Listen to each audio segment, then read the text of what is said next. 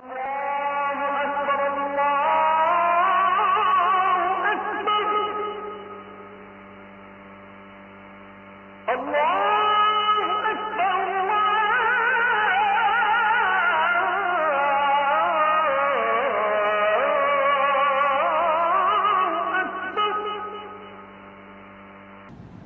After death বলে ইসলামে একটা কথা আছে, আল বাআস বা'দাল মাউত। আপনারা ইমানে মুফাসসিলের নাম শুনেছেন না? আমানতু বিল্লাহি ওয়া মালাইকাতিহি ওয়া কুতুবিহি ওয়া রুসুলিহি ওয়াল ইয়াউমিল আখিরি ওয়াল কদারি খাইরিহি ওয়া শাররিহি, তারপরে মিনাল্লাহি তাআলা, সবশেষেরটা কি? ওয়াল বা'সি বা'দাল মাউত। বা'স মানে আবার উঠবেন, আপনি আবার জেগে উঠবেন। মিনহা খালাকনাকুম ওয়া ফিহা নুঈদুকুম ওয়া মিনহা নুখরিজুকুম তারাতান উখরা। আল্লাহ বলেন, আমি মাটি থেকে বানিয়েছি, মাটির কবরেই তোমরা আবার প্রবেশ করবে, আবার ওই মাটির কবর থেকে যেভাবে প্রথম বানিয়েছিলাম আবার উঠবে। এই যে আবার উঠবো, আবার জেগে উঠবো। আমার সর্বশেষ যে লিখিত বই এক নজরে কোরআন, তার আগের বইটার নাম জেগে ওঠো আবার। দেখছেন আপনারা? ওই জেগে ওঠো আবার মানে আবার যে আমরা জেগে উঠবো, মৃত্যুর পরে আমরা সবাই আবার জেগে উঠবো। আমাদেরকে জাগিয়ে তুলবেন কে? এই যে মৃত্যুর পরে আবার জেগে ওঠা, এটাকে আরবিতে বলে আল বা'স। আরবিতে কি বলে? আল বা'সু বা'দাল মাউত, মৃত্যুর পরে আবার জেগে ওঠা। তো এই জেগে ওঠা, মৃত্যুর পরে মানুষ যে আবার জেগে উঠবে, আবার বেঁচে উঠবে, এইটা মক্কার কুরাইশরা মানতে পারতেছিল না। কারণ তারা দেখে যে প্রাচীন প্রাচীন কবরস্থানগুলোতে মানুষ মরে যাওয়ার পরে পচে গলে শেষ হয়ে যায়। ইভেন মানুষের যে স্কেলিটন থাকে, হাড়, এগুলো 10-15 বছর পরে মাটির সাথে মিশে গুঁড়ো হয়ে যায়। এই গুঁড়ো হয়ে যাওয়া জিনিস, যেটার কোনো অস্তিত্ব নাই, আবার কিভাবে কি করে ওঠে, এটা তাদের মাথায় আসতেছিল না। তো আস ইবনে ওয়াইল নামে এক মুশরিক, সে একটা পুরাতন কবরের ভেতরে সামান্য কিছু মানুষের হাড়, ওইটাকে এরকম হাত দিয়ে মোচড় দেওয়ার পর এটা ডাস্ট হয়ে গেছে, পাউডার। আসলে মানুষের হাড়, মরে যাওয়া মানুষের হাড়, এই পাউডারটা এনে রাসূল সাল্লাল্লাহু আলাইহি ওয়াসাল্লামের কাছে এনে এরকম একটা ফু দিয়েছে। ফু দেওয়াতে বাতাসের মধ্যে বালুটা মিশে গেছে। তো তখন আস ইবনে ওয়াইল বলে যে মাই ইউহিল ইযামা ওয়া হিয়া রামীম, মুহাম্মদ তুমি বলতেছো এই ডাস্ট থেকে আল্লাহ আবার এই মানুষটাকে বানাবেন? এটা তো একটা মানুষের কঙ্কাল ছিল, এটাকে যে তোমার সামনে ফু দিলাম, এটা তো বাতাসে মিশে গেল। তুমি কি বলতে চাচ্ছ যে এইটাকে একদিন আল্লাহ আবার জীবিত করবেন? মাই ইউহিল ইযামা ওয়া হিয়া রামীম, এটা কিভাবে? How come it's possible? এটা কিভাবে সম্ভব? তো ধুলা হয়ে গেছে, বালি, মানুষ বলতে কোনো অস্তিত্বই নাই। আল্লাহ রাসূল সাল্লাল্লাহু আলাইহি ওয়াসাল্লাম বললেন যে হ্যাঁ, আল্লাহ তাআলা এই ডাস্ট থেকে, এই ধুলা থেকে, বালি থেকে এটাকে আবার পুনরায় জীবিত করবেন, যেমনি আল্লাহ প্রথম মানুষকে বানিয়েছিলেন। প্রথম আল্লাহ তাআলা যেভাবে বানিয়েছেন, সেই আল্লাহ আবার এটা থেকে ওই মানুষকে আবার রিকনস্ট্রাক্ট করবেন, রিবিল্ড করবেন, রিশেপ দিবেন, রিসেট করবেন, আবার আগের মতো তিনি এই মানুষকে তৈরি করবেন। তো এই সূরায় এটাই বারবার বোঝানো হয়েছে যে যিনি প্রথম মানুষকে বানাইতে পারলো, সে আল্লাহ কি মরে যাওয়ার পরে, পচে গলে যাওয়ার পরে আবার বানাতে পারবে না? আচ্ছা বলেন তো, কোন জিনিস প্রথমবার বানানো কঠিন না দ্বিতীয়বার বানানো কঠিন? কারণ প্রথমবার ফার্স্ট টাইম, কোনো এক্সপেরিয়েন্স নাই। প্রথমবার যেহেতু করে ফেলতে পারছি, এখন তো একটা এক্সপেরিয়েন্স হয়ে গেছে, কি বলেন? জানা হয়ে গেছে, একটা ধারণা হয়ে গেছে। দ্বিতীয়বার কি কঠিন লাগবে আর? আল্লাহ তাআলা বারবার বলেন যে যিনি প্রথমবার তোমাদেরকে বানাই ফেলতে পারলেন, তোমাদের তো কোনো অস্তিত্ব ছিল না, অস্তিত্বহীন একটা জগৎ থেকে আল্লাহ তোমাকে অস্তিত্বে আনলেন। আমরা ছিলাম ইন এক্সিস্টেন্স, এখন আমাদেরকে এক্সিস্টেন্সে আনলেন। আচ্ছা একটু খেয়াল করে বলুন তো, আজকে থেকে 100 বছর আগে আপনার কোনো অস্তিত্ব ছিল? আমার কোনো অস্তিত্ব ছিল? আমি যে আসবো দুনিয়াতে, যে আমার এই নাম হবে, এই গ্রাম হবে, এই পিতামাতা হবে, এই ফিচার হবে, এগুলো আমরা কেউ জানতাম? তো এই আমাদেরকে যেহেতু আল্লাহ তৈরি করতে পারলেন, অস্তিত্বহীনতার জগৎ থেকে অস্তিত্বে আনতে পারলেন, সে আল্লাহ আবার পুনরায় তৈরি করতে ওনার সমস্যা কোথায়? ওটা তো আরো সহজ, কি বলেন? আচ্ছা আজকে থেকে 200 বছর পরে ধরেন একজন মানুষ পৃথিবীতে যে আসবে, তার এখন কোনো অস্তিত্ব আছে? তার নাম, তার পরিবার, তার বংশ, তার কোনো অস্তিত্ব পৃথিবীতে নাই। কিন্তু এই লোকটা আসবে না পৃথিবীতে? তো অস্তিত্বহীন জগৎ থেকে আল্লাহ যখন অস্তিত্বে আনতে পারলেন, মরে যাওয়ার পরে, পচে যাওয়ার পরে তিনি আবার কেন উঠাতে পারবেন না? কেন পারবেন না? এবং আল্লাহ রাসূল সাল্লাল্লাহু আলাইহি ওয়াসাল্লাম বলেছেন, মানুষের দেহে একটা হাড্ডির কণা আছে, ইন্না ফিল ইনসানি আযমুন লা ইয়াকুলুহুল আরদু আবাদান, একটা হাড্ডির কণা আছে যেটা কখনো মাটি বালু এটাকে খেতে পারে না, নষ্ট করতে পারে না। মিনহা ইউরাক্কাবুল খালকু ইয়াউমাল কিয়ামা, কিয়ামতের দিন এখান থেকেই মানুষের আবার পুনঃসৃষ্টি হবে। তো সাহাবারা বললেন আইয়ু আযমিন ইয়া রাসূলুল্লাহ, এই হাড্ডিটার নাম কি? আল্লাহ রাসূল সাল্লাল্লাহু আলাইহি ওয়াসাল্লাম বললেন আজবুদ জানাব, মানে টেইল বোন। ডাক্তারি ভাষায় এটাকে বলে কক্সিক্স। আমাদের যে শিরদাঁড়া আছে না, মেরুদণ্ড, এই মেরুদণ্ডের একেবারে নিচে ট্রায়াঙ্গেল একটা ত্রিভুজ আকৃতির ছোট্ট বোন পার্টিকেল আছে, এটা নষ্ট হয় না। হিন্দুরা যে শ্মশানে লাশ পোড়ায়, সব পুড়ে যায়, ওইটা পুড়ে না। আমরা যে কবরস্থ করি, কবর মাটি সব খেয়ে ফেলতে পারে, কিন্তু ওই ছোট্ট হাড্ডি কণিকাটা নষ্ট হয় না। ইভেন মানুষের মৃত্যু তো অনেক ভাবে হয়। বিমান দুর্ঘটনায় হলে জ্বলে ভস্ম হয়ে যায়, সাগরে জাহাজ ডুবি হলে মানুষ মরে, তিমি মাছের পেটে চলে যায়, তিমি ওইটাকে খেয়ে ডাইজেস্ট করে ফেলে, তার অস্তিত্বই থাকে না। কিন্তু ওই যে ছোট্ট কক্সিক্স টেইল বোন আজবুদ জানাব, এটা নষ্ট হয় না। আল্লাহ বলেন ওইটা থেকে কিয়ামতের দিন তোমাদেরকে আবার আমি পুনরায় সৃষ্টি করব। এইটাকে বলা হয় পুনরুত্থান, রেসারেকশন। পুরো সূরার মেইন কথা হচ্ছে এইটা। আপনাদের কাছে আগে ক্লিয়ার করে দিলাম যে ওরা যেহেতু বিশ্বাস করতে পারতেছিল না যে মানুষগুলো মরে যাওয়ার পরে 20 বছর 30 বছর পর কবরে তার অস্তিত্বই থাকে না, এই মানুষ আবার জীবিত হয় কি করে? আল্লাহ রাসূল সাল্লাল্লাহু আলাইহি ওয়াসাল্লাম বললেন যে না, এরাও জীবিত হবে। এবং আল্লাহ তাআলা এমন কথা বললেন যে তোমরা কি ভাবছো তোমাদের এই হাড় গোড়গুলো আমি রিঅ্যাসেম্বল করতে পারবো না?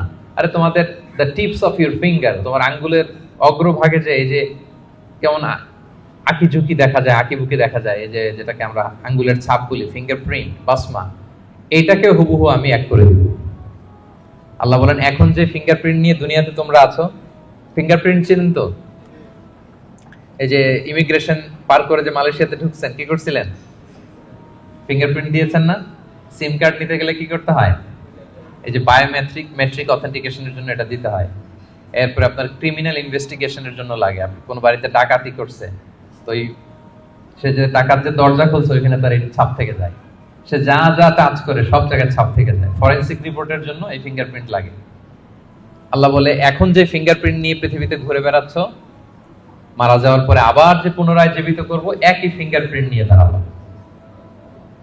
ওইটা সহ আমি তোমাদেরকে তুলব। তোমরা ভাবতেছো শুধু হাড় গোড়, তোমার কঙ্কালটাকে আমি রিঅ্যাসেম্বল করতে পারবো না, তোমার ফিঙ্গারপ্রিন্ট সহ আমি সেদিন দাঁড় করাবো। পৃথিবীতে প্রায় বর্তমানে 800 কোটি মানুষের বসবাস। কত কোটি? এই 800 কোটি মানুষের একজনের হাতের ছাপের সাথে, আঙ্গুলের ছাপের সাথে আরেকজনের ছাপের কোনো মিল নাই। 800 কোটি মানুষ, আপনার এই আঙ্গুলের ছাপের সাথে আঙ্গুলের মিল নাই। 10টা আঙ্গুলের কোনো আঙ্গুলের কোনো ছাপের সাথে অন্য আঙ্গুলের কোনো ছাপের মিল নাই। ইভেন একসাথে যে যমজ ভাই হয়, টুইন, তাদেরও একজনের ফিঙ্গারপ্রিন্টের সাথে আরেকজনের ফিঙ্গারপ্রিন্টের কোনো মিল হয় না। আল্লাহ বলে ওইটা সহ কিয়ামতের দিন আমি তোমাদেরকে তুলব। তাহলে আল্লাহ যে আবার আমাদেরকে তুলতে পারবে, এটা কি আপনাদের বিশ্বাস হয়? নাকি এখনো একটু সন্দেহ আছে? সন্দেহ লাগে? সন্দেহের অবকাশ নাই প্রিয় ভাই এবং বোনেরা। এর কারণ যিনি অস্তিত্বহীনতার জগৎ থেকে আমাদেরকে অস্তিত্বে আনতে পারলেন, তিনি অবশ্যই পুনরায় আমাদেরকে জীবিত করতে পারবেন। এটাই হচ্ছে সূরার মূল কথা। সূরার নাম কি যেন বলেছিলাম? সূরা কিয়ামা। কোরআনে মোট সূরা কয়টা? এই সূরাটা হচ্ছে 75 নাম্বার সূরা। কত নাম্বার? কোরআনে মোট পারা কয়টা? এটা 29তম পারায় অবস্থিত। এই সূরাটা মক্কায় নাজিল হয়েছে, ফলে এটা মাক্কি সূরা। বলুন তো কি সূরা? সবাই জোরে বলুন, কি সূরা? মাক্কি সূরা। মাক্কি সূরা। এই সূরার আয়াত সংখ্যা কত বললাম? 40। আয়াত সংখ্যা কত? 40। তাহলে ওভারঅল আপনি একটা ধারণা পেয়েছেন। সূরার ধারাক্রম হচ্ছে 75। কত পারায়? 29 পারায়, আয়াত সংখ্যা 40। আর সূরাটা মাদানী সূরা। কি সূরা? মাক্কি সূরা। এবার নাজিলের সময়কালটা বলি, কখন নাজিল হয়েছে? মাক্কি যুগের একেবারে শুরুর দিকে, প্রাথমিক দিকে, প্রথম বছরই নাজিল হয়েছে। এবং নাজিলের প্রেক্ষাপট আমি বলেছি, লোকজন মৃত্যুর পরে যে আল্লাহ তাআলা আমাদেরকে পুনরুত্থান করবেন এটা মানতে চাইছিল না। তাদের কঠোর জবাব হিসেবে আল্লাহ তাআলা 40 আয়াত বিশিষ্ট এই সূরাটা নাজিল করেছেন। এবং এই সূরার সেন্ট্রাল থিম হচ্ছে পুনরুত্থান, রেসারেকশন, আবার যে আমরা উঠবো। এই সূরা শেষে আল্লাহ বলেছেন যে আলাইসা যালিকা বিকাদিরিন আলা আন ইউহিয়াল মাউতা, যে আল্লাহ তোমাদেরকে প্রথম সৃষ্টি করলেন, সে আল্লাহ কি আবার যে তোমাদেরকে সৃষ্টি করবেন সেই কুদরতটা কি আল্লাহর নাই? অবশ্যই আছে। বালা কাদিরিনা আলা আন নুসাউইয়া বানানা, যেটা শুরুতেই বললাম যে বানান মানে হচ্ছে tips of your finger, even এটাকেও সুবিন্যস্ত করতে পারবেন, হুবহু এইভাবে তিনি আমাদেরকে জীবিত করবেন। তাহলে তিনি যে আমাদেরকে আবার পুনরায় জীবিত করতে পারবেন এতে কোনো সন্দেহ অবশ্যম্ভাবী, অনিবার্য। আমরা আবার জেগে উঠবো, আবার আমরা উত্থিত হব, আমাদের পুনরুত্থান হবে। ইব্রাহিম আলাইহিস সালামকে যখন এই আকীদা আল্লাহ শিক্ষা দিয়েছেন যে ইব্রাহিম, মৃত্যুর পর আমি সবাইকে জাগাবো, তো তিনি বললেন যে রব্বি আরিনি কাইফা তুহিল মাউতা, আল্লাহ আপনি কিভাবে জাগাবেন, মানে মৃতকে কিভাবে জীবিত করেন, একটু যদি দেখাইতেন আমাকে, আমার খুব ভালো লাগতো। কে বলতেছেন? কাইফা তুহিল মাউতা, আল্লাহ মৃতকে কিভাবে জীবিত করেন। তা আল্লাহ বলেন, বলো কি ইব্রাহিম, আওয়ালাম তুমিন, তোমার কি বিশ্বাস হয় না? ইব্রাহিম আলাইহিস সালাম বললেন, বালা, অবশ্যই বিশ্বাস হয়, কিন্তু ওয়ালাকিন লিয়াতমাইন্না কলবি, দেখতে পেলে আমার অন্তরটা একটু প্রশান্ত হতো, যদি আমি দেখতাম কিভাবে জীবিত করেন। সূরা বাকারা এসেছে, আল্লাহ বললেন ফাখুয আরবাআতাম মিনাত তায়র, ঠিক আছে দেখাবো, তুমি 4টা পাখি নিয়ে আসো, জবাই করো, পাখিগুলোকে টুকরো টুকরো করো, এদের গোশতগুলো পাহাড়ের ওই পাশে ছিটায় দিয়ে আসো, এরপরে পাহাড়ের এই পাশ থেকে পাখিগুলোকে ডাকো। ইব্রাহিম আলাইহিস সালাম পাহাড়ের এই পাশ থেকে ডাক দিলেন, ডাক দেওয়ার সাথে সাথে আল্লাহ তাআলা মৃত ওই পাখির গোশতগুলোকে রিঅ্যাসেম্বল করে একসাথে জীবিত করে আবার ইব্রাহিম আলাইহিস সালামের সামনে এনে হাজির করে দিলেন। ইব্রাহিম আলাইহিস সালাম দেখে আশ্বস্ত হলেন, তার হৃদয় প্রশান্ত হলো। তাহলে আল্লাহ তাআলা যে মৃতকে জীবিত করতে পারেন এতে কি কোনো সন্দেহ আছে? শুরুতে আমরা বলেছি ঈমানে মুফাসসালে আল্লাহ বলেছেন, আমাদেরকে জানিয়েছেন যে 7টা বিষয়ের উপর ঈমান রাখতে হয়, এর মধ্যে একটা হচ্ছে বল বাস বাদাল মাউত, মৃত্যুর পরে তিনি আমাদেরকে জীবিত করবেন, এটা আল্লাহর কুদরত। আচ্ছা, তাহলে সূরাতুল কিয়ামা নামকরণ কেন করা হলো, কোত্থেকে করা হলো? এই সূরার প্রথম আয়াতেই আল্লাহ তাআলা কিয়ামত শব্দটাকে উল্লেখ করেছেন। প্রথম আয়াতেই কিয়ামত শব্দটার উল্লেখ আছে এবং কিয়ামত নিয়েই পুরো সূরা জুড়ে এখানে আলোচনা, ফলে এজন্য এই সূরার নাম হয়েছে কি? সূরা কিয়ামা। আল্লাহ বলেছেন লা উকসিমু বিয়াউমিল কিয়ামা, এখান থেকে সূরার নাম কিয়ামা। আচ্ছা, এই সূরায় বেসিক্যালি 5টা বিষয়ে কথা বলা হয়েছে। কয়টা? মোট 5টা সেকশন। এখন একটা জেনারেল ওভারভিউ শেয়ার করতেছি। প্রথম 15 আয়াতে কিয়ামতের ভয়াবহতা, কিয়ামত যে কত ভয়াবহ হতে পারে, প্রথম 15 আয়াতে আল্লাহ এটা আলোচনা করেছে। পরের 4 আয়াতে ওহীর প্রতি রাসূল সাল্লাল্লাহু আলাইহি ওয়াসাল্লামের যে ভীষণ আগ্রহ সেটা নিয়ে আলোচনা করা হয়েছে। এর পরের 6 আয়াতে কিয়ামতের দিন কিছু মানুষের চেহারা হবে উজ্জ্বল, গ্লোয়িং ফেস, আর কিছু মানুষের চেহারা হবে গ্লুমি ফেস, মানে বিষণ্ণ, বিবর্ণ, অন্ধকার চেহারা। এটা নিয়ে আলোচনা করা হয়েছে। এক দলের হবে উজ্জ্বল চেহারা, আরেক দলের হবে বিষণ্ণ, বিবর্ণ, কালো চেহারা। আমাদের চেহারাগুলো যেন সেদিন উজ্জ্বল থাকে, আমরা সেই কামনা করি আল্লাহর কাছে। এরপরে 26 থেকে 30 নম্বর আয়াতে মৃত্যুকালীন অবস্থা কি হবে মানুষের, সেটা নিয়ে আলোচনা করা হয়েছে। সর্বশেষ 10 আয়াতে আল্লাহ পুনরুত্থান দিয়ে ক্লোজ করেছেন সূরাটা। পুনরুত্থান যে অনিবার্য, অবশ্যম্ভাবী, এটা আল্লাহ তাআলা প্রতিষ্ঠিত করে শেষ করেছেন। তাহলে একটা জেনারেল ওভারভিউ পেয়েছেন। মোট কয়টা সেকশন এই সূরায়?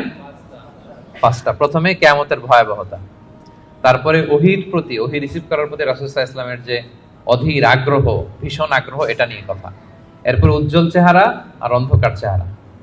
এরপরে মৃত্যুকালীন অবস্থার যে বর্ণনা সেটা দেওয়া হয়েছে, সবশেষে পুনরুত্থান।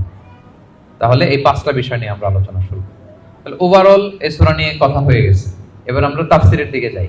প্রথমে আমরা বলেছিলাম যে কিয়ামত দিবসের বর্ণনা আল্লাহ দিয়েছেন। আল্লাহ শুরু করলেন আউযু বিল্লাহি মিনাশ শাইতানির রাজীম, বিতাড়িত শয়তান থেকে আল্লাহর কাছে পানাহ চাই। বিসমিল্লাহির রহমানির রহিম, পরম করুণাময় অসীম দয়ালু আল্লাহর নামে শুরু করছি। আল্লাহ বলছেন লা উকসিমু বিয়াউমিল কিয়ামা।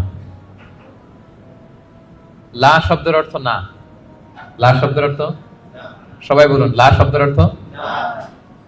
আল্লাহ প্রথমে বললেন না, নো, অর্থাৎ তোমরা যা ভাবো এমনটা না। তোমরা যে মনে করো যে আমি উঠাতে পারবো না, মৃত্যুর পরে আমি তোমাদেরকে পুনরুত্থান করতে পারবো না, এমনটা না। লা, আল্লাহ বললেন লা উকসিমু বিয়াউমিল কিয়ামা। লা, তোমরা যে মনে করো আমি আল্লাহর জন্য কঠিন হবে তোমাদেরকে জাগ্রত করা, এটা ঠিক নয়। বরং উকসিমু বিয়াউমিল কিয়ামা, আমি কিয়ামত দিনের শপথ করছি। কিয়ামতের শপথ করতেছে কে? আল্লাহ। আচ্ছা, এরপর আল্লাহ তাআলা আবার বললেন ওয়ালা উকসিমু বিন-নাফসিল লাওয়ামা। আবার লা, লা মানে না। লা মানে কি? একটা দুটো শব্দ শিখে যান না আজকে। লা মানে কি? না। কোরআনে অনেক পাবেন এরকম লা। এই লা শব্দের অর্থ হচ্ছে না। আল্লাহ বলেন না, তোমরা যে ভ্রান্ত বিশ্বাসে আছো এটা ঠিক না, লা, বরং উকসিমু বিন নাফসিল লাওয়ামা, মানুষের যে নাফস মানুষকে তিরস্কার করে, আমি সেই নাফসের শপথ করছি। তাহলে দুইটা জিনিসের শপথ করলেন, এক হচ্ছে কিয়ামত দিবসের শপথ, কিসের শপথ? দুই হচ্ছে নাফসে লাওয়ামার শপথ, মানে যে নাফস মানুষ খারাপ কাজ করলে তিরস্কার করে। এই দুইটা শপথ করে এরপর একটা কথা বলবেন, গুরুত্বপূর্ণ কথা। আচ্ছা, ওই কথায় যাওয়ার আগে নাফসে লাওয়ামাটা কি এটা আমি আগে বলি। আমাদের যে নাফস, মানে আমাদের ভেতরে যে নাফস দিয়েছেন আল্লাহ তাআলা, এটা তিনটা ক্যাটাগরি হতে পারে। একটা হচ্ছে নাফস আম্মারা, একটা হচ্ছে নাফস লাওয়ামা, যে লাওয়ামার কথা এই আয়াতে বললাম, আরেকটা হচ্ছে নাফস মুতমাইন্না। তিনটার কথাই কোরআনে আছে। একটা হচ্ছে নাফস আম্মারা, ইন্নান নাফসা লাআম্মারাতুম বিসু ইল্লা মা রাহিমা রাব্বি। এই নাফসের ইন্সপিরেশন হচ্ছে শুধু খারাপ দিকে, মানুষকে খারাপ কাজের ইন্সপিরেশন করে, খারাপ দিকে হাতছানি দেয়। আরেকটা হচ্ছে এইটা নাফস লাওয়ামা, এ ভালোর কথাও বলে আবার খারাপের কথাও বলে, আবার খারাপ কাজ করলে তাকে তিরস্কারও করে, এটা থাকে মিডলে। আরেকটা হচ্ছে নাফসে মুতমাইন্না, প্রশান্ত আত্মা, যারা জান্নাতি, তারা যখন ইন্তেকাল করবে তখন ফেরেশতারা এসে বলবে, ইয়া আইয়াতুহান নাফসুল মুতমাইন্না ইরজিই ইলা রাব্বিকি রাদিয়াতান মারদিয়া ফাদখুলি ফি ইবাদি ওয়াদখুলি জান্নাতি। মানে হে প্রশান্ত আত্মা, বের হয়ে আসো, বের হয়ে আসো আল্লাহর সন্তুষ্টির দিকে। তুমিও আল্লাহর প্রতি সন্তুষ্ট, তোমার রবও তোমার প্রতি সন্তুষ্ট। আল্লাহর জান্নাতে প্রবেশ করো, আমার বান্দাদের মধ্যে প্রবেশ করো, আমার জান্নাতে প্রবেশ করো। আল্লাহ তাআলা ফেরেশতাদের মাধ্যমে এই ঘোষণাটা দিবেন। মানুষের মৃত্যুর সময় দুইটা অবস্থা হয়। যারা জাহান্নামী হয় তাদের রূপ নেয়ার জন্য একদল ফেরেশতা আসে বিকট শব্দ করতে করতে, ভয়ঙ্কর তাদের চেহারা, ভয়ঙ্কর দুর্গন্ধ, তাদেরকে দেখলেই মানুষ ভয় পায়, ত্রাসে কাঁপতে থাকে। তারা এসে ধমক দিয়ে আত্মাটাকে বলতে থাকে যে, হে পাপাত্মা, আল্লাহর ক্রোধ, রাগ আর জাহান্নামের দিকে বের হয়ে আয়। তখন এই আত্মাটা বেরোতে চায় না, কাফেরদের আত্মা ছোটাছুটি করে, অস্থির হয়ে এদিক সেদিক, জোর করে আত্মাটাকে তারা নিয়ে যায়, নিয়ে সিজ্জিনে রাখে। আর যারা বিশ্বাসী, যারা আল্লাহওয়ালা, যারা ইমানদার, তাদের জন্য কাফনুন মিন আকফানিল জান্নাত, জান্নাত থেকে সাদা ধবধবে শুভ্র কাপড়ের একটা কাফন নিয়ে আসে ফেরেশতারা। হানুত মিন হানুতিল জান্নাত, জান্নাতের পেয়ালা যেখানে সুগন্ধি থাকে, এগুলো নিয়ে আসে। এসে খুবই আন্তরিকভাবে আত্মাটাকে আহ্বান করে যে, হে পবিত্র আত্মা, আল্লাহর সন্তুষ্টির দিকে তুমি বের হয়ে আসো। বলতে দেরি ওই আত্মা স্মুথলি বের হয়ে যায়। প্রিয় বন্ধুরা, এই দিনটার মুখোমুখি কিন্তু আমরা হতে যাচ্ছি। কি বলেন? একদিন আমাদের দেহ থেকেও তো আমাদের এই আত্মা বের হবে। আমরা যেন ওই শ্রেণীর অন্তর্ভুক্ত হতে পারি যাদের জন্য জান্নাত থেকে শুভ্র কাফন আনা হবে। আল্লাহুম্মা আমিন। স্মুথলি বের হয়ে আসে। তাহলে তিনটা নাফস, নাফস আম্মারা খারাপ দিকে টেম্পটেশন করে, নাফস লাওয়ামা ভালো খারাপ দুইটাই করে, তবে খারাপ করলে তাকে নিন্দা করে, আর হচ্ছে নাফস মুতমাইন্না, প্রশান্ত ইমানদার যে নাফস, শুধু ভালো কাজে মানুষকে আহ্বান করে। আমরা ওই নাফস পেতে চাই। কি বলেন? আপনি নেক কাজ, ভালো কাজ, কল্যাণমূলক কাজ যত বেশি করবেন, ধাপে ধাপে আপনার নাফসটা নাফস আম্মারা থেকে, লাওয়ামা থেকে নাফসে মুতমাইন্না হবে। কি হবে? নাফসে মুতমাইন্না। তাহলে দুইটা কসম করে আল্লাহ বললেন, আয়াহসাবুল ইনসানু আল্লান নাজমা ইদামা, মানুষ কি মনে করেছে তাদের দেহের হাড় গোড়গুলোকে আমি অ্যাসেম্বল করতে পারবো না? এটা ভাবতেছে তারা, যে তারা মরে গেলে তার দেহ পচে যায়, তার শুধু কঙ্কাল সারটা থাকে, শুধু দেহের হাড্ডি হাড় গোড় থাকে, এটাকে আমি জোড়া লাগাতে পারবো না, এটা ভাবতেছে? এটা মানুষের ধারণা? আল্লাহ বলেন, বালা, অবশ্যই পারবো। কাদিরিনা আলা আন নুসাউইয়া বানানা, তার দেহের হাড়, অস্থি, মজ্জা, এগুলো সব তো আমি রিঅ্যাসেম্বল করব। এমনকি তার টিপস অফ হিজ ফিঙ্গার, তার আঙ্গুলের যে অগ্রভাগ, ফিঙ্গারপ্রিন্ট, এটাকেও আমি সুবিন্যস্ত করব। এটাকেও আল্লাহ তাআলা সেদিন কি করবেন? সুবিন্যস্ত করবেন। আমি আলোচনার শুরুতেই বলেছি যে আমাদের কারো ফিঙ্গারপ্রিন্টের সাথে অন্য কারো ফিঙ্গারপ্রিন্ট মিলে না। আল্লাহ তাআলা প্রত্যেকের এই ইউনিক ফিঙ্গারপ্রিন্ট গুলো সহ তাদেরকে কিয়ামতের দিন উঠাবেন। বাঁচার কোনো উপায় নেই, আল্লাহ তাআলা উঠাবেনই। এক লোক, বনি ইসরাইলের সময় এক লোক তার ছেলে মেয়েদেরকে, হাদিসে এসেছে, বলেছিল যে আমি এত পাপ করেছি, আমি মারা যাওয়ার পরে আমার বডিটা আগুন দিয়ে তোমরা জ্বালায় ভস্ম করে দিবা। এরপর যে ছাই হবে, এই ছাই, কিছু ছাই সাগরে নিক্ষিপ্ত করবা, আর কিছু ছাই তোমরা বাতাসের মধ্যে ছিটাই দিবা, যাতে আল্লাহ আমারে আর জোড়া লাগাতে না পারে। বুদ্ধি দেখছেন? তার ধারণা যে আমি এত পাপ করেছি, এমন শাস্তি আল্লাহ তাআলা শাস্তির মুখোমুখি আমাকে করবেন। কৌশল হিসেবে সে বলল, মৃত্যুর পরে আমাকে জ্বালিয়ে দিবা, আমার লাশের যে ছাই এটা কিছু সাগরে কিছু বাতাসে দিয়ে দিবা। ছেলেরাও তাই করছে, মারা যাওয়ার পরে বাবার লাশ পোড়ায় ছাই কিছু সাগরে ছিটাই দিয়ে আসছে, কিছু বাতাসে ভাসায় দিয়ে আসছে। তো এখন এই লোকটা তার আল্লাহ জীবিত করতে পারবে না, কি বলেন? কি এবার একটু সন্দেহ তৈরি হয়েছে নাকি? পারবে? বালা কাদিরিনা আলা আন নুসাউইয়া বানানা, যে আল্লাহ ফিঙ্গারপ্রিন্ট সহ নিয়ে আসবেন তিনি পারবেন না? পারবেন। এবং কিয়ামতের দিন তার সাথে কি ঘটবে সেটাও সহিহ মুসলিমে আসছে। আল্লাহ তাআলা তাকে আবার জীবন দিবেন। এবার তো বেচারা ধরা খেয়ে গেছে, তাকে তো আল্লাহ ঠিকই আবার জীবন দিলেন। এবার আল্লাহ বলবেন, আচ্ছা তুমি এই কাজটা কেন করছিলা? মা হামালাকা আলা হাযা, এরকম ইউনিক ফন্দি বুদ্ধি আটছো কেন? লাশ পোড়ায় তোমার লাশ কিছু সাগরে দিবে ছাই, কিছু দিবে বাতাসে ভাসায় কেন? বলতেছে, ইয়া রাব্বি মাখাফাতু, আপনার ভয়, আপনার ভয়ে আমি এই কাজ করেছি। তো তার ওই করুণ রেসপন্সটা আল্লাহর কাছে এত ভালো লাগলো যে আল্লাহ আপনার ভয়ে, যে আপনি যে আমাকে শাস্তির মুখোমুখি করবেন, আপনার ভয়ে আমি এই বুদ্ধি করেছি। তার এই করুণ আর্তনাদের কারণে আল্লাহ তাআলা তাকে ক্ষমা করে জান্নাতবাসী করে দিবেন।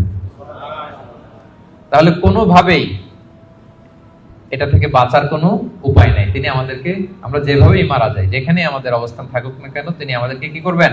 পুনরুজ্জীবন দান করবেন। তাহলে আল্লাহ তাআলা বললেন, বালা কাদিরিনা আলা আন নুসাউইয়া বানানা, তোমাদের যে ফিঙ্গারপ্রিন্ট এগুলোকে আমি একত্রিত করব। তাহলে এটা মনে রাখবেন যে ফিঙ্গারপ্রিন্টের কথা আল্লাহ তাআলা এই সূরা কিয়ামতে বলেছেন। কোন সূরায় বলেছেন? ফিঙ্গারপ্রিন্টের কথা বলেছেন। 1892 সালে আমরা প্রথম জানতে পারি, পৃথিবীবাসী একজন সায়েন্টিস্ট ফ্রান্সিস গ্যালটন তার নাম, সে প্রথম এটা বৈজ্ঞানিকভাবে আবিষ্কার করে যে মানুষের এখানে যে কিছু আঁকিঝুঁকি আছে এগুলো একটার সাথে আরেকটা মিলে না। ফলে যেটা বললাম, বায়োমেট্রিক অথেন্টিকেশনের জন্য, ফরেনসিক রিপোর্টের জন্য বা ক্রিমিনাল ইনভেস্টিগেশনের জন্য তারা বৈজ্ঞানিকভাবে 1892 সালে এটা পৃথিবীতে এটা নিয়ে কাজ করা শুরু করছে। আর 1500 বছর আগে আল্লাহর কোরআনের ভেতরে এই ফিঙ্গারপ্রিন্ট, আঙ্গুলের ছাপের ব্যাপারে আমাদেরকে জানিয়ে দিয়েছেন কে? 1500 বছর আগে তিনি জানিয়ে দিয়েছেন যে বালা কাদিরিনা আলা আন নুসাউইয়া বানানা, তোমাদের আঙ্গুলের ফিঙ্গারপ্রিন্ট গুলোকে আমি আল্লাহ একত্রিত করব। আল্লাহু আকবার। এরপর আল্লাহ তাআলা বললেন, বাল ইউরিদুল ইনসানু লিয়াফজুরা আমামা, এগুলো যেন মানুষ পাপ করে, ভবিষ্যতে সে পাপ করতে চায়, তার মধ্যে অন্যায় প্রবণতা আছে। এবং আল্লাহ রাসূল সাল্লাল্লাহু আলাইহি সাল্লামকে ঠাট্টা করে তারা জিজ্ঞেস করতো, ইয়াসআলু আইয়ানা ইয়াউমুল কিয়ামা, হে মুহাম্মদ তুমি যে বারবার বলো কিয়ামত কিয়ামত, কবে হবে এটা? কবে? ইয়াসআলু আইয়ানা ইয়াউমুল কিয়ামা, কবে হবে? কিয়ামতের ডেট জানার যে খুব আগ্রহ, এর জন্য না, ঠাট্টা করে বলে। কি করে? তুমি যে বলতেছো কিয়ামত হবে, কবে হবে?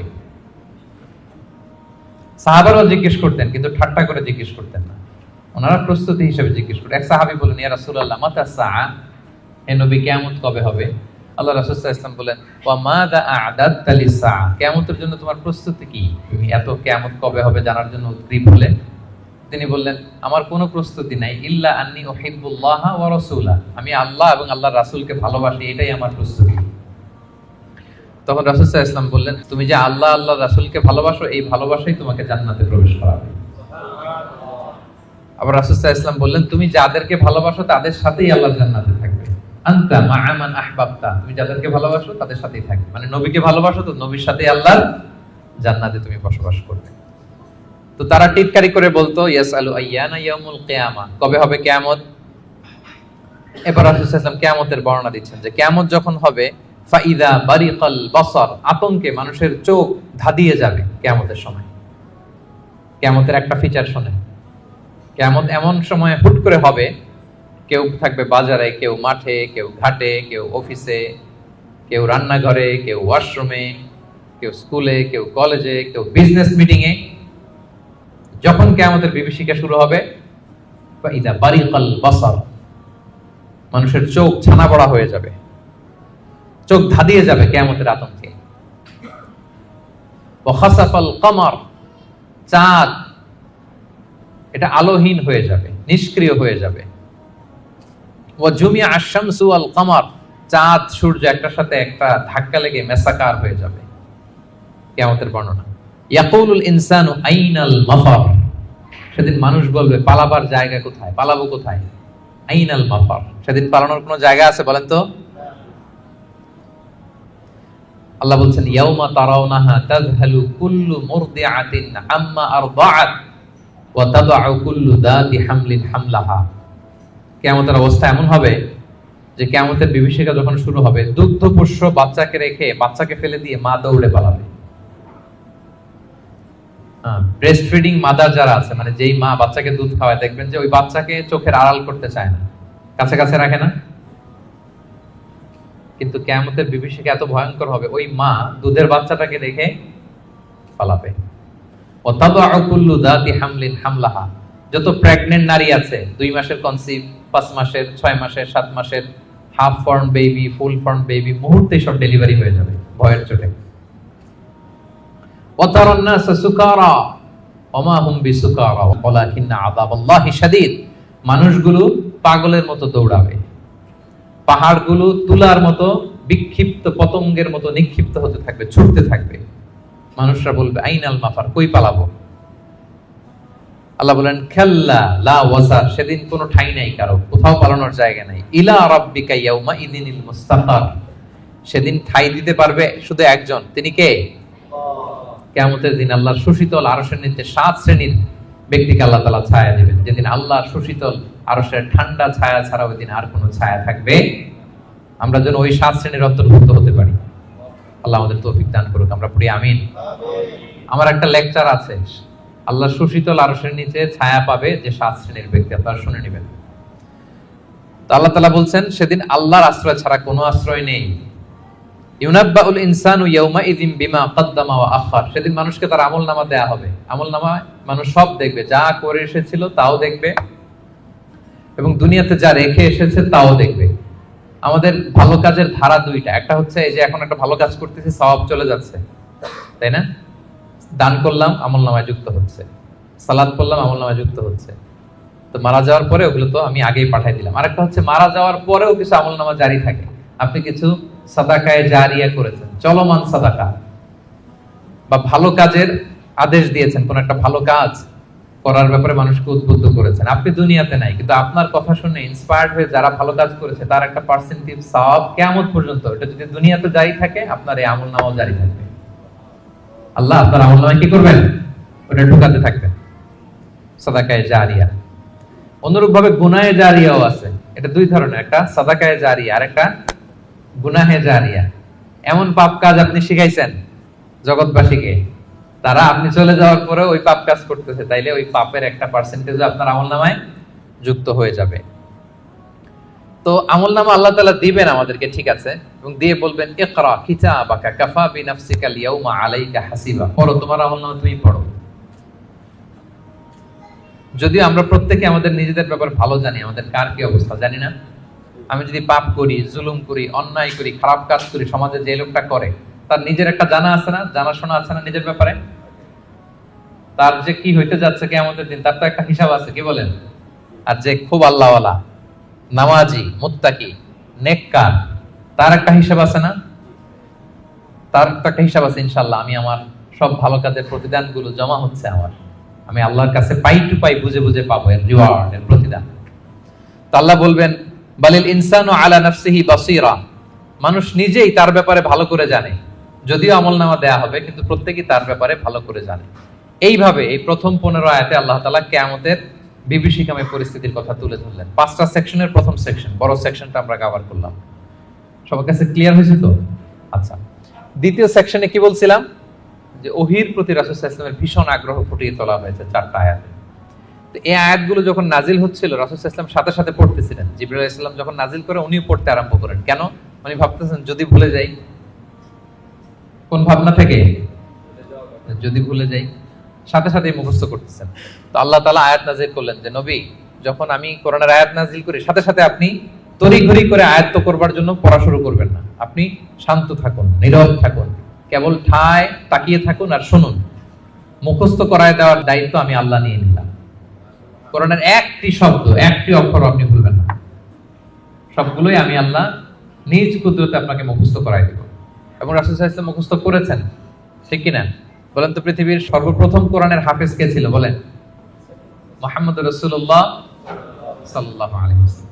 ওনার উপরে তো কোরআন নাজিল হয়েছে, তো ওনার আগে কে কোরআনের হাফেজ দিতে পারবে? পারবে কেউ? তিনি ছিলেন প্রথম হাফেজ, তো ওনাকে আল্লাহ তাআলা স্বয়ং নিজ দায়িত্বে মুখস্থ করে দিয়েছেন। যে বালিল ইনসানু আলা নাফসিহি বাসীরা, মানুষ নিজের ব্যাপারে ভালো করেই জানে, ওয়ালাউ আলকা মাআযিরা, যদিও সে নিজের ব্যাপারে যত এক্সকিউজ সে হাজির করুক আল্লাহর কাছে। এরপর আল্লাহ বলছেন নবীকে, লা তুহাররিক বিহি লিসানাকা লিতা'জালা বিহি, যখন কোরআনের আয়াত নাজিল হয় তাড়াতাড়ি করে পড়বেন না। ইন্না আলাইনা জামাআহু ওয়া কুরআনা, এটা আপনার হৃদয়ে জমা করে দেওয়ার, মুখস্থ করিয়ে দেওয়ার দায়িত্ব আমি আল্লাহ নিজে নিয়ে নিলাম। ফাইদা ক্বারানাহু ফাত্তাবি' কুরআনা, জিবরাইল যখন পড়বে শুধু খেয়াল করে শুনুন, বাকিটা আমার দায়িত্ব। সুম্মা ইন্না আলাইনা বায়ানা, এরপর এটার ব্যাখ্যা বিশ্লেষণ আমি আল্লাহ আপনাকে শিখাই দেব। এই 4 আয়াতে আল্লাহ তাআলা বুঝাতে চাইলেন যে রাসূল সাল্লাল্লাহু আলাইহি ওয়াসাল্লাম যে ওহী রিসিভ করার জন্য খুব উদ্গ্রীব থাকতেন, ওনাকে আশ্বস্ত করা হলো যে নবী আপনি চিন্তিত হবেন না। তাহলে 2টা সেকশন চলে গেল। 3 নাম্বার সেকশন কি বলেছিলাম? যে 2 ধরনের ফেস থাকবে কিয়ামতের দিন। কিছু ফেস হবে উজ্জ্বল ফেস, গ্লোয়িং ফেস, তার বিপরীতে কিছু চেহারা হবে গ্লুমি ফেস, বিবর্ণ বিষণ্ণ চেহারা। তাদের কথা আল্লাহ বলবেন। আল্লাহ বললেন, কাল্লা বাল তুহিব্বুনাল আজিলা, বরং তোমরা এই দুনিয়ার জীবনকে বেশি প্রাধান্য দাও। মানুষের স্বভাব হচ্ছে আখিরাত, সেটা যে একটা বিশাল জগৎ, হাজার হাজার বছর অন্তহীন যে জগৎ, ওই জগৎটা নিয়ে আমরা খুব একটা টেন্স থাকি না, ওটা নিয়ে আমাদের প্ল্যান থাকে না। আমাদের প্ল্যান থাকে 40 বছর, 50 বছর, 60 বছর। অন্য আয়াতে আল্লাহ বলছেন, বাল তুসিরুনাল হায়াতাদ দুনিয়া ওয়াল আখিরাতু খায়রু ওয়া আবকা, তোমরা দুনিয়ার জীবনকে প্রাধান্য দাও, কিন্তু এটা স্থায়ী জীবন নয়। স্থায়ী জীবন হচ্ছে আখিরাতের জীবন। আওয়াজ করে বলেন তো, স্থায়ী জীবন কোন জীবন? আখিরাতের জীবন। সেটাই বললেন, কাল্লা বাল তুহিব্বুনাল আজিলা, তোমরা দুনিয়াকে প্রাধান্য দাও, এটাকে ভালোবাসো। ওয়া তাযারুনাল আখিরা, আর আখিরাতকে তোমরা ভুলে যাও। সেদিন মানুষের অবস্থা কি হবে শোনো, উজুহু ইয়াউমাইযিন নাদিরা, সেদিন কিছু মানুষের চেহারা হবে গ্লোয়িং, সজীব, শ্যামল, উজ্জ্বল, উদ্দীপ্ত চেহারা, গ্লোয়িং ফেস। ইলা রাব্বিহা নাযিরা, তারা সেই চেহারা নিয়ে তাদের রবের দিকে তাকায় থাকবে। আল্লাহু আকবার। তাহলে বোঝা গেল জান্নাতীরা কিয়ামতের দিন আল্লাহ তাআলাকে দেখার সৌভাগ্য পাবেন। বলেন, আমরা আল্লাহকে সচক্ষে দেখতে চাই কি চাই না? চাই। আমরা আল্লাহকে দেখছি কখনো? দেখি না। দেখে তার ইবাদত করি, তাকে বিশ্বাস করি, তার সামনে সেজদায় লুটিয়ে পড়ি, কিন্তু তাকে দেখি নাই। তো জান্নাতীদের সবচেয়ে বড় নেয়ামত হবে এইটা। আল্লাহ জান্নাতীদেরকে বলবেন, এই জান্নাতীরা, কোরআনে যা যা নেয়ামতের কথা বলছে সব পাইছো? সবাই বলবে আল্লাহ পেয়েছি, আরো ঢের বেশি পেয়েছি। সবাই খুব খুশি যে আল্লাহ যা যা বলছেন আমরা হিসাব মিলাই দেখছি যে সব আপনি দিয়েছেন, এর চেয়ে বেশি দিয়েছেন। একজন হাত তুলে বলবে আল্লাহ পাই নাই, একটা জিনিস পাই নাই। আল্লাহ বলবে, ঘটনা কি? সবাই, কারো কোনো কমপ্লেন নেই, তোমার আবার কি কমপ্লেন? তুমি পাও নাই বলতে কি পাও নাই? বলতেছে আল্লাহ আসলটাই তো পাই নাই। আসলটা মানে বলে যে আপনারাই তো পাই নাই। আপনার হেজাব থেকে আমরা কথা শুনতেছি, মানে পর্দার অন্তরালে, কিন্তু আপনাকে তো দেখি নাই। আপনার যে নূর, আপনার নূরের যে সৌন্দর্য,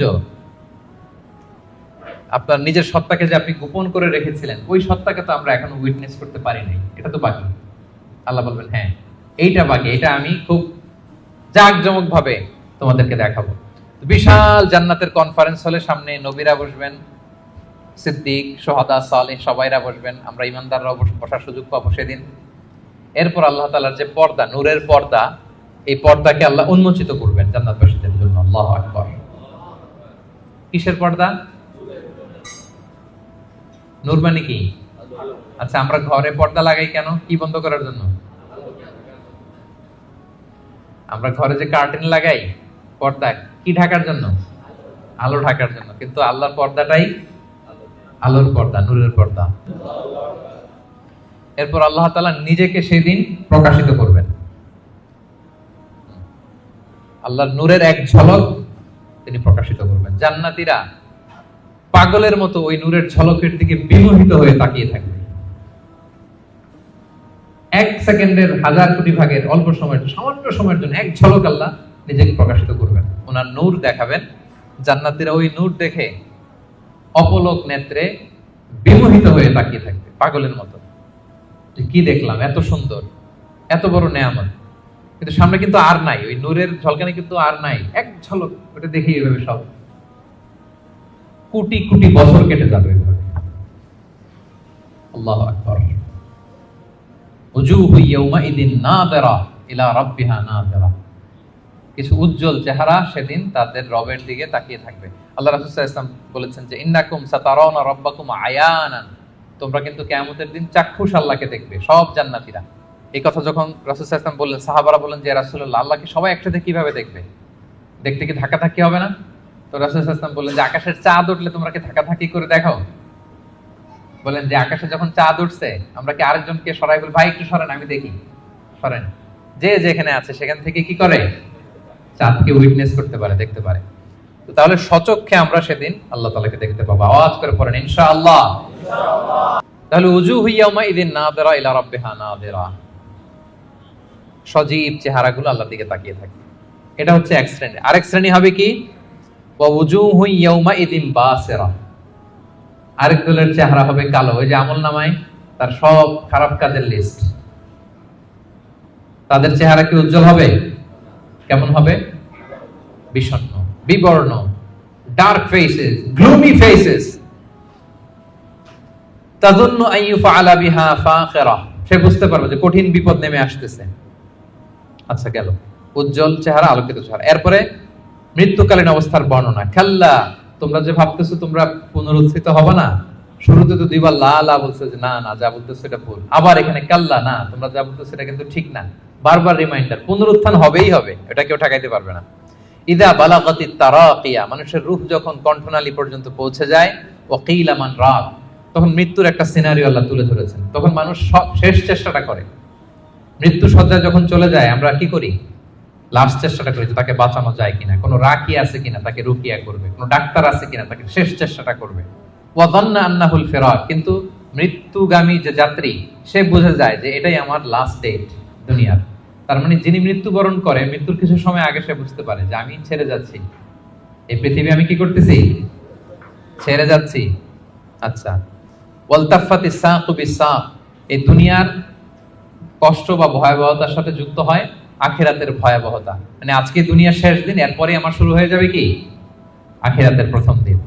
ইলা রাব্বিকা ইয়াউমা ইযিনিল মাসাক, এবং মানুষকে তার রবের দিকে সেদিন নেওয়া হবে। আচ্ছা, মৃত্যুকালীন সংক্ষিপ্ত বর্ণনা শেষ। এরপর আল্লাহ শুরু করলেন সর্বশেষ যে সেকশনটা, সেটা যে পুনরুত্থান যে হবেই, এটা আবার তিনি শক্তভাবে মজবুতভাবে তুলে ধরলেন না এই সূরার একেবারে শেষ কয়েকটা আয়াতে। আল্লাহ বললেন ফালা সাদ্দাকা ওয়ালা সাল্লা, যারা কাফির মুশরিক, যারা আল্লাহকে মানে না, তাদের বৈশিষ্ট্য কি? ফালা সাদ্দাকা, তারা কিয়ামতকে সত্য বলে মানেও না, ওয়ালা সাল্লা, তারা সালাতও আদায় করে না, ওয়ালাকিন কাযযাবা ওয়া তাওয়াল্লা, তারা এটাকে মিথ্যা বলে, তারা মুখ ফিরিয়ে নেয়। একদল দেখবেন যে আপনি ভালো বললে মুখটা ফিরায় নেয়, যত উদাহরণ দিয়ে আপনি বুঝান সে ওটা মানবে না, সে ওইখান থেকে ইগনোর করে চলে যাবে। সুম্মা যাহাবা ইলা আহলিহি ইয়াতামাত্তা, সে গর্বভরে তার ফ্যামিলির কাছে যায়। মুফাসসিরিন ইকরাম বলেছেন, ইকরামা বলেছেন যে এর দ্বারা উদ্দেশ্য হচ্ছে আবু জাহাল। আবু জাহালকে যখন আল্লাহ রাসূল সাল্লাল্লাহু আলাইহি ওয়াসাল্লাম দাওয়াত দিচ্ছিল, যতভাবে যুক্তি নির্ভর কথা রাসূল সাল্লাল্লাহু আলাইহি ওয়াসাল্লাম বলে, কিন্তু সে শোনে না, সে অহংকার করে চলে যায়। আউলা লাকা ফা আউলা সুম্মা আউলা লাকা ফা আউলা, তোমার জন্য ধ্বংস অনিবার্য। এরপর আল্লাহ তাআলা বলছেন আয়াহসাবুল ইনসানু আন ইউতরাকা সুদা, যে কথা দিয়ে শুরু করেছিলেন সেটা দিয়ে শেষ করতেছেন। কোরআনের কোনো কিছুই অমিল নাই। আপনি দেখবেন একেবারে সূরার শুরুতে যেই কথা, শুরুর কথার সাথে শেষের কথার মিল আছে, আবার এই সূরার শেষে যা বলছে আরেক সূরার শুরুতে মিল আছে, মানে সবটা ইন্টারকানেক্টেড, হাইলি ইন্টারকানেক্টেড। আল্লাহ বলছেন আয়াহসাবুল ইনসানু আন ইউতরাকা সুদা, মানুষ কি ভাবে যে তাকে এমনি এমনি ছেড়ে দেওয়া হবে কোনো পরীক্ষা ছাড়া? কিয়ামতের দিন হাত তুলে বলবেন আল্লাহ আমি তো ঈমানদার ছিলাম, আর আল্লাহ বলবেন যাও তুমি চলে জান্নাতে ঢুকে যাও, এরকম না। আপনাকে কঠিন পরীক্ষার মুখোমুখি হতে হবে। আপনি যে আপনার ঈমানের দাবিতে সত্যবাদী, পদে পদে এটা প্রমাণ দিতে হবে। আলাম ইয়াকু নুতফাতাম মিন মানিয়্যি ইউমনা, আমাদের সৃষ্টি শৈলীটা কেমন ছিল আল্লাহ ওইদিকে আমাদেরকে একটু তাকাতে বলতেছেন যে দেখো তো তুমি কি ছিলা, আমি আপনি আমরা প্রত্যেকে আসলে কি ছিলাম যদি একটু খেয়াল করেন তো। আপনি আপনার ছোটবেলার কত বছরের কথা মনে করতে পারেন? আপনি স্মৃতি হাতরাতে হাতরাতে পেছনে গেলে মানে কত বছর বয়সের কথা আপনার মনে আছে দেখি? আপনার বয়স যখন 3 ছিল কোনো স্মৃতি মনে আছে? 4, 5, কিছু 5 বছর বয়সে আমরা ওই যে স্কুলে ভর্তি হই, তো তার আগের কিছু ঘটনা আমাদের খেয়াল থাকে, কিন্তু 3 বছরের কোনো ঘটনা খেয়াল আছে? থাকতে পারে, কারো হয়তো থাকতে পারে, কিন্তু অধিকাংশই থাকে না। আচ্ছা, তার পিছনে যদি যান 2 বছর বয়সের, 1 বছর, আপনারই তো জীবন ওইটা, তো আপনার কিছুই তো খেয়াল নাই। আমারই তো জীবন, আমার পহেলা বছর, আমার দ্বিতীয় বছর, তৃতীয় বছর কি ছিল আমার খেয়ালই না। আচ্ছা, তার আগে যদি যান 6 মাস বয়স, মায়ের বুকের দুধ খেয়ে যে বেঁচেছিলাম, কিছু মনে পড়ে? আচ্ছা, তার আগে মায়ের পেটের 9 মাস একটা অন্ধকার জগতে যে ছিলাম, দেখেন তো স্মৃতি হাতরাতে হাতরাতে কিছু পান কিনা? হ্যাঁ, ধোঁয়াশা, কিছুই মনে পড়ে না। আল্লাহ বলে একটু তাকাও, তুমি কই ছিলা? আলাম ইয়াকুন নুতফা, তুমি কি একটা সামান্য স্পার্ম ড্রপ ছিল না, শুক্রাণু? মিম মানিয়্যি ইউমনা, যেটা তোমার বাবার পৃষ্ঠদেশ থেকে তোমার মায়ের গর্ভের মধ্যে তুমি নিক্ষিপ্ত হয়েছিলে। বাবার পৃষ্ঠদেশ থেকে মায়ের গর্ভে তোমাকে আমি নিয়েছিলাম। ছোট্ট একটা মানে অনুবীক্ষণ যন্ত্র ছাড়া দেখা যায় না এই শুক্রাণু। এটা ছিলাম আমি, এটা ছিলেন আপনি, আপনার অস্তিত্ব তো এইটা, আমার অস্তিত্ব তো এইটা। তো আল্লাহ একটু ফিরে নিতেছে, দেখো কিভাবে তোমার ক্রিয়েশন মেকানিজমটা, কিভাবে অস্তিত্বহীনতা থেকে, বাবার পিঠ থেকে মায়ের গর্ভে তুমি ছিল একটা স্পার্ম ড্রপ, একটা ছোট্ট শুক্রাণু। সুম্মা কানা আলাকা, এরপরে তুমি হলা একটা আলাকা, জোকের মতো, জোক যেটা মায়ের জরায়ুর দেয়ালে লেগেছিল। আপনারা যারা এমব্রয়োলজি নিয়ে কিছু পড়াশোনা করছেন বা জানেন, অথবা আপনি সার্চ দিলেও দেখবেন যে আমাদের জন্মের আগে, জন্মের শুরুর দিকটা আমাদের কেমন ছিল। দেখবেন যে ছোট্ট, ওই যে বর্ষাকালে পানির মধ্যে ব্যাং যখন বাচ্চা দেয়, ব্যাঙ্গাচি দেখেছেন? শত শত কালো কালো ছোট, এরকম ছোট ছিলাম আমরা। আমার মায়ের জরায়ুর দেয়ালের মধ্যে আমরা ছিলাম। ব্লাড ক্লট, এটার পরে আল্লাহ বানালেন লিটল ফ্ল্যাশ, একটা ছোট্ট গোশতের টুকরা। হ্যাঁ, সেখানে আল্লাহ আমাদের স্কেলিটন দিলেন, এই যে আমাদের কঙ্কাল, আমাদের স্কাল দিলেন। হ্যাঁ, আমাদের নার্ভ সিস্টেম চালু করলেন, আমাদের হেয়ারিং সিস্টেম চালু করলেন, আমাদের এই যে হার্ট প্রথম পাম্প করলো, হ্যাঁ, সিস্টোলিক ডায়াস্টোলিক অলিন্দ নিলয় শুরু হলো। এই যে আপনি একটা হিউম্যান বেবি হিসেবে আত্মপ্রকাশ করলেন মায়ের পেটে। এই অন্ধকার মায়ের পেটের ভেতরে 3টা প্যাকেট ছিল ওখানে, যুলুমাতুন সালাস, এর ভেতরে আপনাকে তৈরি করেছে কে? স্মৃতি হাতে তো কিছু পাই না, এটা আল্লাহ স্মরণ করাই দিচ্ছে যে তোমার তো আর খেয়াল থাকবে না, আমি যে এত বিশাল বিশাল কাজ করছি, একটু শুনে নাও। যে বাবার পিঠ থেকে মায়ের গর্ভে গিয়েছিলে, 40 দিন ছিল এই শুক্রাণু, হাদিসে এসেছে। তারপরের 40 দিন ছিল আলাকা, ব্লাড ক্লট। তারপরের 40 দিন ছিল লিটল ফ্ল্যাশ, ছোট্ট একটা গোশতের টুকরা। এরপরে এক ফেরেশতা এসে তোমার মধ্যে রূহের ফুৎকার দিয়েছে। এরপরে এই যে সিস্টোলিক ডায়াস্টোলিক শুরু হয়েছে। আপনি যে প্রাণ ফিরে পেয়েছেন, একটা ফুল ফর্ম বেবি হচ্ছেন, এইভাবে আমি তোমাকে দুনিয়াতে এনেছি।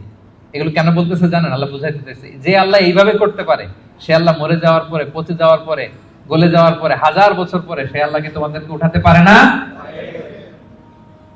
এটাকে বলে পুনরুত্থান, বল বাস বাদাল মাউত। ফাখালাকা ফাসাওয়া, সৃষ্টি করলেন, সুবিন্যস্ত করলেন। ফাজআলা মিনহু যাওজাইনি যাকারা ওয়াল উনসা, এরপর আল্লাহ জোড়া সৃষ্টি করলেন।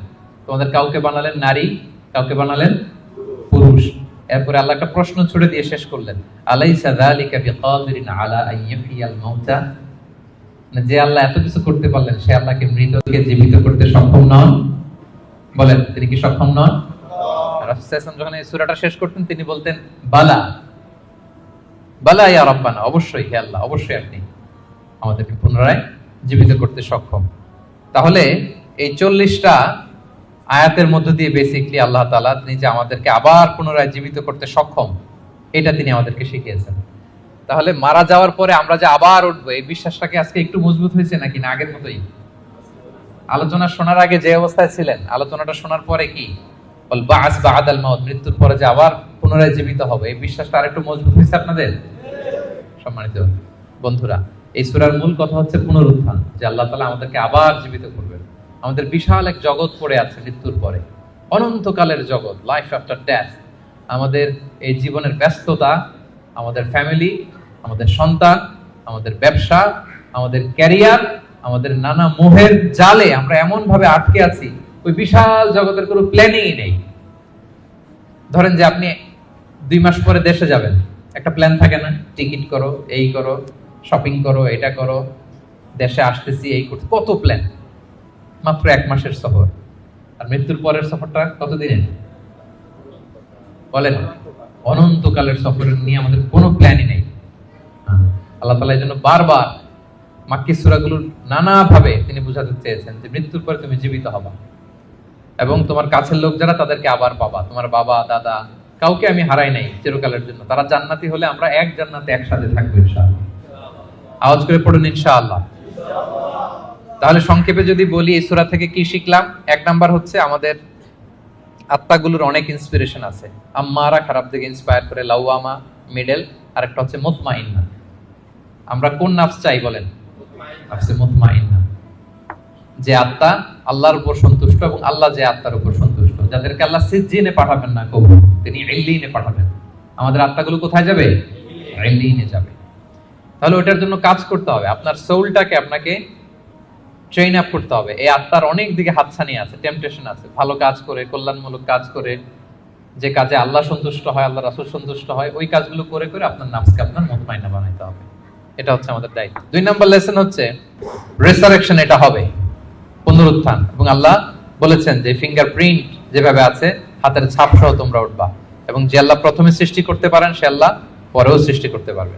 3 নাম্বার হচ্ছে আমাদের থিংকিংটা শর্ট টার্ম থিংকিং থেকে লং টার্ম থিংকিং বানাইতে হবে। কাল্লা বাল তুহিব্বুনাল আজিলা, আল্লাহ সূরায় বলেছেন যে তোমরা দুনিয়া নিয়ে ব্যস্ত থাকো। আমাদের আসলে সব এনগেজমেন্ট ব্যস্ততা কি নিয়ে বলেন তো? আখিরাত আমাদের প্ল্যানে নাই। মৃত্যু নিয়ে আমাদের প্ল্যান আছে? যেহেতু আমি তো অনেক প্ল্যান করে রাখছি মৃত্যু নিয়ে। আমি একদিন মারা যাব, আমার কাফনের কাপড় আনা হবে, আত্মীয় স্বজনরা কিছু কান্নাকাটি করবে, মসজিদের মাইকে অ্যানাউন্স করা হবে অমুক এলাকার নিবাসী অমুক ভাই দুনিয়াতে নাই, ইন্না লিল্লাহি ওয়া ইন্না ইলাইহি রাজিউন, আজকে বাদ আসর অমুক মাঠে তার জানাজা। এগুলো ভাবেন? এগুলো নিয়ে প্ল্যানে আছে আপনার? এরপর আত্মীয় স্বজনরা গুড বাই জানানোর জন্য লাস্ট বিদায় দিতে আসবে, আপনাকে গোসল দিয়ে সাদা কাফনে মুড়িয়ে ওই অন্ধকার কবরে রেখে আসবে। ঘুটঘুটে অন্ধকার, এই অন্ধকার যেন আর শেষ হতে চায় না। এরপর কিছুদিন কান্নাকাটি করবে, ঠিকই আবার দুনিয়া আগের মতোই চলবে। আপনার রেখে যাওয়া সম্পদ কে কতদূর পাবে, ভাগ বটোয়ারা নিয়ে মিটিং বসবে।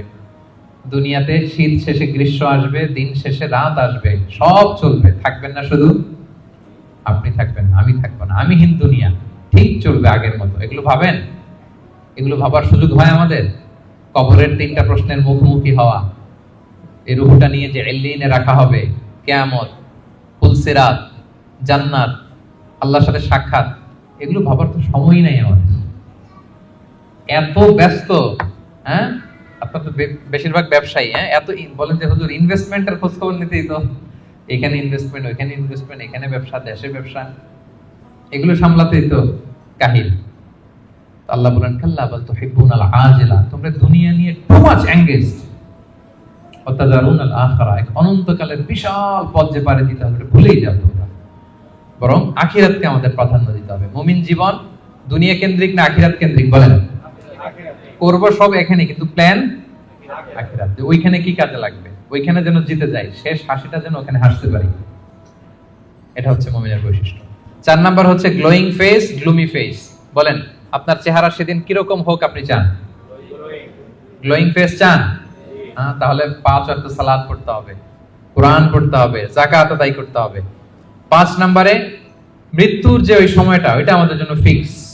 The most certain thing in our life is death, and the most uncertain matter in our life is the time of death. মৃত্যু হবে এটা আমরা জানি, কবে হবে জানি, সেদিনের জন্য যেন প্রস্তুত থাকি।